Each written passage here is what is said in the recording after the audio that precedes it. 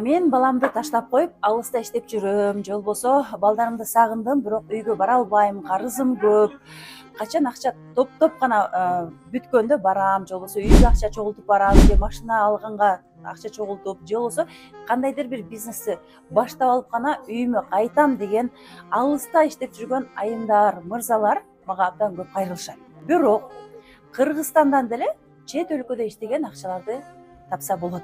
Көпчүлүк айымдар жана мырзалар бул нерсеге ишенишпейт дагы, чет өлкөдө иштеп жүрө берет. Эми жакшылап ойлонуп көрүңүз.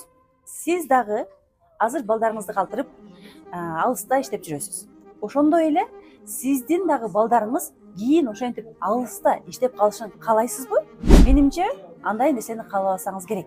Эгер балдарыңыз дагы өздөрүн таба албай, чет өлкөгө чыгып, же болбосо үй бүлөсүндө баардык жакта өзүн таба албай бактысыз болуп калышын каалабасаңыз, анда сөзсүз түрдө өзүңүздүн жан дүйнөңүз менен, ой жүгүртүүңүз менен жакшылап иштеңиз. Кантип иштейм деп жатсаңыз, жакында мен Москва шаарына барам.